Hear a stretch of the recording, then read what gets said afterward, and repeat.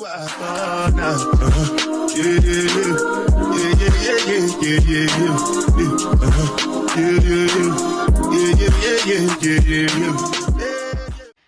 besties, welcome back to another day in my life. If you are new here or don't know who I am, my name is Jamie. I'm a YouTuber in the nail tech, and as you can see by the title of this video, you already know what we are doing today. Let's get right into it. This is part 2 of the Q&A. If you haven't seen the first video, you can go back to my page and watch it. This video, we will be talking about a few different things. I know in the first video, we got to know me a little bit and we talked about dating. But in this video, we'll be talking about relationships, sex, and mental health. For the ones that are watching, and if you know me, you are good to stay until we get to the sex part. And when we get there, you gotta go. And if you stay, mind your business. Let's just jump right into it. And we're gonna start with relationships. Since the last segment we did in the last video was dating, we're gonna do relationships just to kind of pick up where we left. Yeah, so the first question for the relationship segment is, at what point in a relationship do you let go? Like, what has to happen for you to just be done? I'm very toxic. I can be manipulative. I can be narcissistic. I'm not gonna lie to you. But for me to be done, I just have to be tired of you. Like, I have to be bored of you. Like, we gotta be done. But I'm not gonna leave you. I'm gonna self-sabotage and make you leave me. If I make you leave me, then it's your fault that we broke up. And I don't feel bad about leaving you. Like, I don't know why I think like that. But that's just what the fuck it is. Next question. Does astrology matter in relationships? I would say yes and no. Yes, because if you know the tendencies of each sign, then you will kind of know like the problems and you know how you need to go about a relationship with that person, or even if you should even get in a relationship with that person. And it's a whole lot of other things. But no, because whoever you like, that's who you like. Like, that's it. If you like them, then you like them. I'm not finna stop liking you because you're a Pisces. I don't know what this shit mean, baby. I like you. Like, it's kind of crazy because I look at it a little differently personally, because I'm a Sagittarius and my woman is a Taurus. And if you know, you know. Next question. How do you feel about going through phones? I do it. But I don't do it often. I can tell you that I don't do it often. I only do it when, like, I don't do it often. It be like, I don't know. I don't have to do it because I have the password to her phone and all of that. Yeah, I can get on it when I want to. And, like, she could do it mine. You know, it doesn't matter. But I just be looking. Like, it's really nothing in there. And I always get mad when I go in there because it's like, you ain't got nothing in here. Like, she don't talk to nobody. She ain't got no friends. Nothing. It's just me. All up and through that fucking phone. Me, on the other hand, I'm big on social media. And I have friends. And, you know, I talk to my mom and my siblings every day. So it's a lot of shit. But it still ain't nothing bad. Anyways, let's get to the next question. This is actually the last question. How would you feel if your partner had kids? Would y'all still be at this point? I would say yes, because I love kids. As I've stated before, I love kids. But it would definitely depend on the relationship you have with the person you made the baby with. Cause y'all see these baby mamas and these baby daddies out here? No. No, I'm not going through that. I'm not. So it definitely depends on the relationship you have with who you're co-parenting with. If that relationship is bad or non-existent, I don't think I would consider being serious with you. This baby is already going through enough, and what if I don't decide to stay, you know?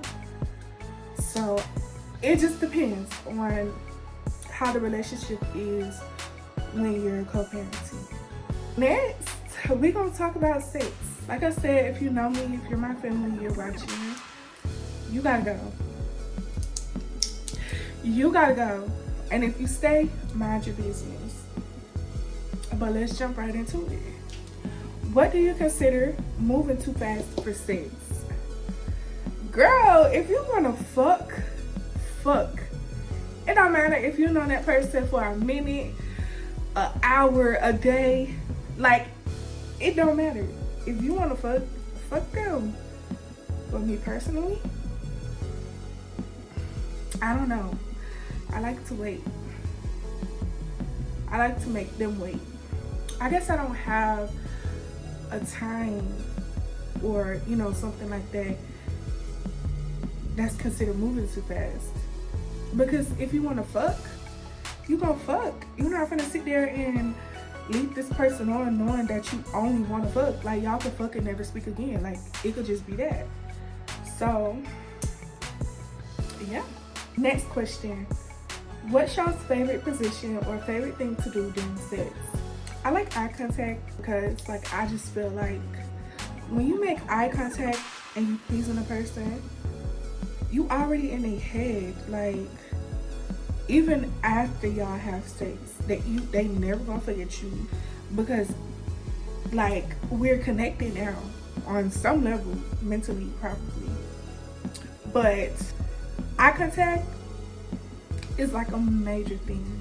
Like, and then I like to talk. Eye contact and talking. Like, what girl doesn't like those two things? Like, be for real.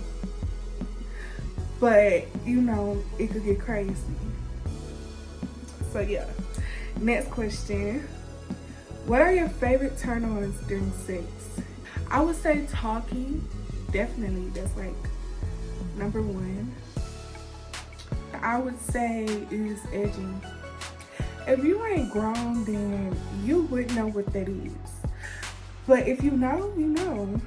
And go find out about it. And the last thing I would say is restraints. But yeah, talking, edging, and restraints. Top 3. Yeah, these questions are fucking crazy. Like, it's kind of like, do I want to ask it? Fuck it. You know what? I'm not gonna ask that question. We're gonna go to the next question. Are you loud? No. I'm gonna answer this. I don't give a fuck. No, I'm not loud, but I do like to talk. That's all I can say. That's it.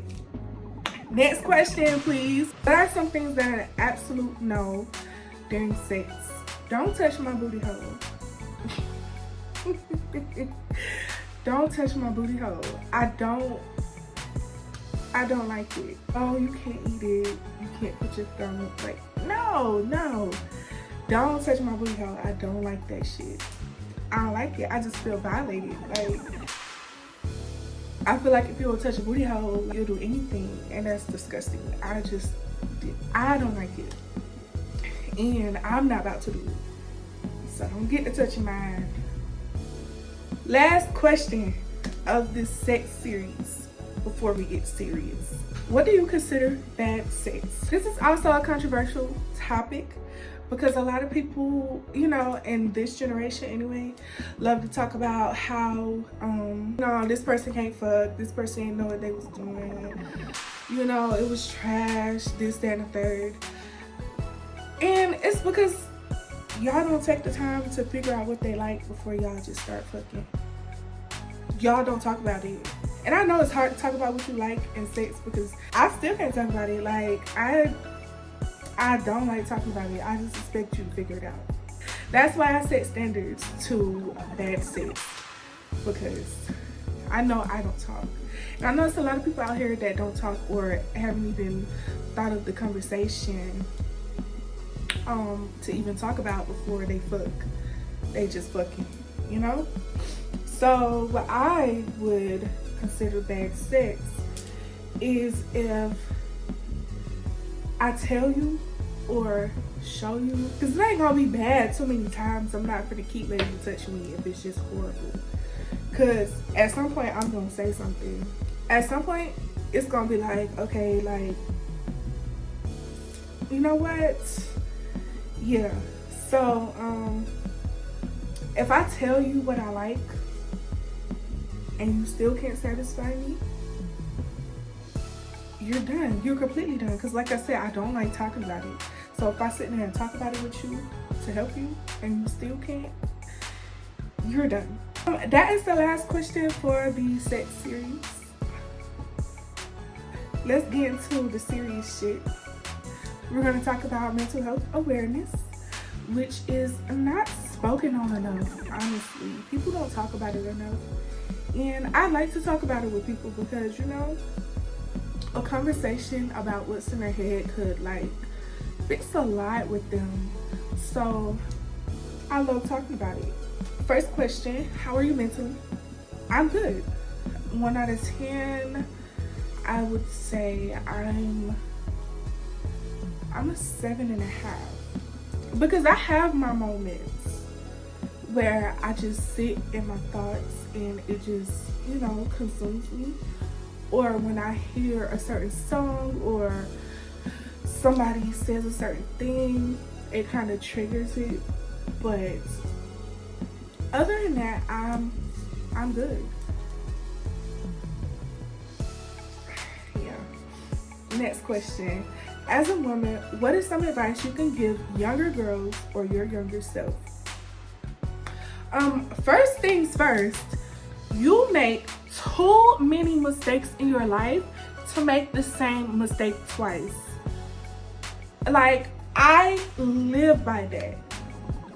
And the second thing, I live by everything happens for a reason. Yes, those two things, I fucking live by it, and it's like, it helps so much. It helps so much.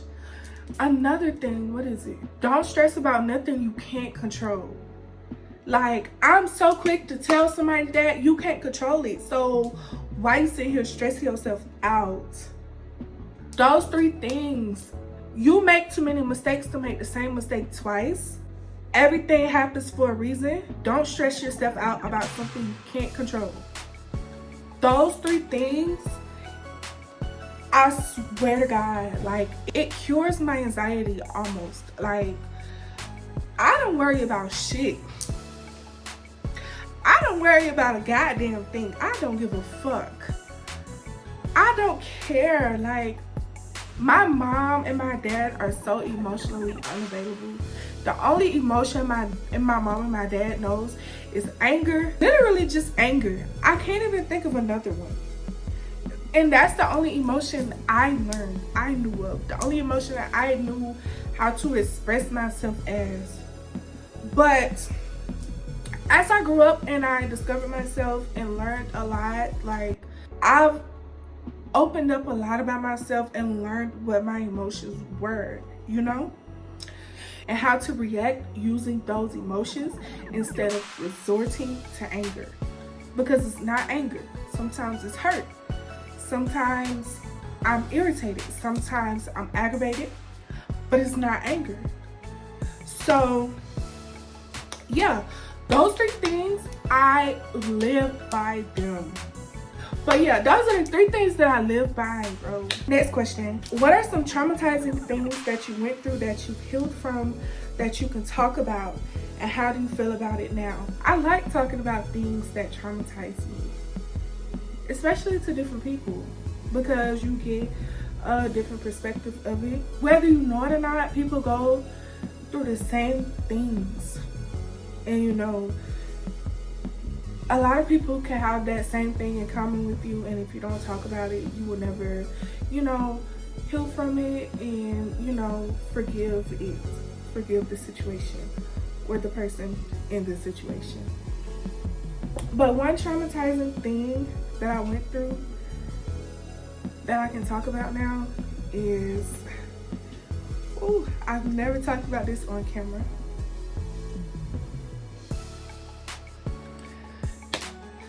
But one traumatizing thing I went through was being molested as a kid. I was really young. I don't remember exactly the ages because I had tried and like blur those times out, but I was really young, almost like preteen young. It happened for a few years. I was molested by a family member on my dad's side, one of my older cousins.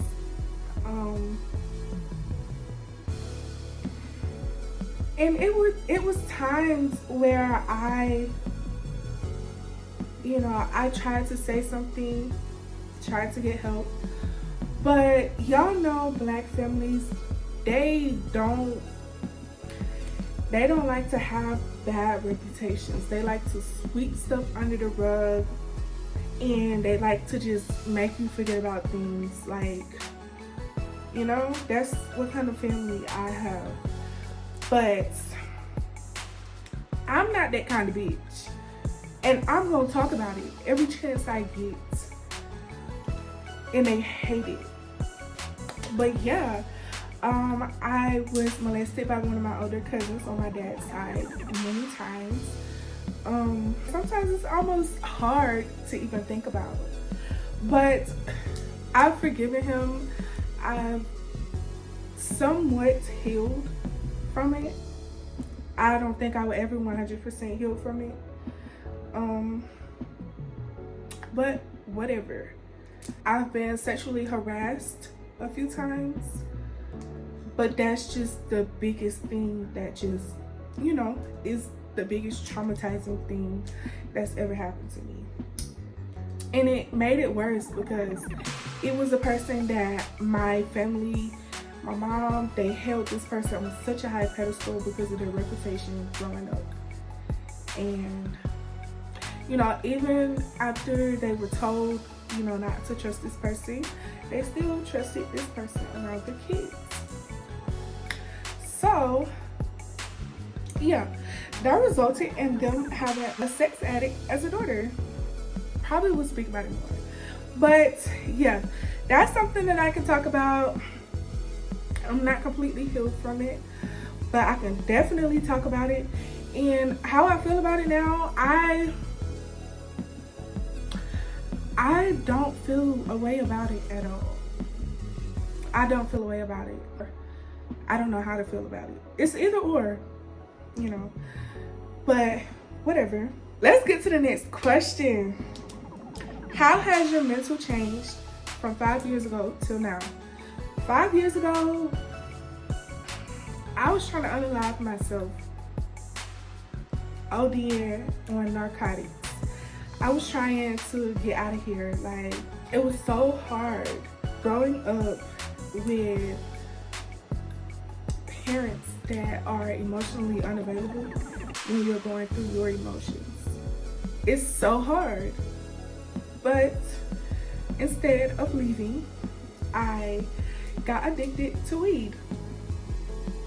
I couldn't do nothing without it. Like, it was my whole life. I smoked so much. And, you know, as I got older, I learned how to cut the habit and actually deal with my emotions because I learned how to deal with them. And it was easier. I'm okay. I'm not completely sober because I just smoked last night. Still be smoking because it calmed me down most of the times. But I'm not just addicted to it, you know? But yeah, 5 years ago, my mental was horrible. It was the worst space I've ever been in. I was so depressed. So, I don't know. I was in a room my whole life. My mom never let me go anywhere because she always projected her fears into my life, and you know, it always made me scared to go places. So it was just easier for me to stay in the house, read my books, smoke my weed, and listen to my music. That's literally all I did. Last question of this video.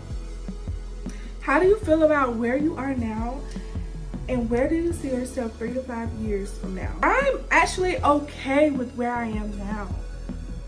I'm okay. I started doing something I've always dreamed of, being a nail tech, and starting YouTube. I've always wanted to do YouTube, but never like had the courage to, and I'm doing both. Like, I made this a hobby because I know I've always wanted to do it. So I made it a hobby and I get paid from it, and I love it so bad. I love it. I love it. My goal is to have a salon.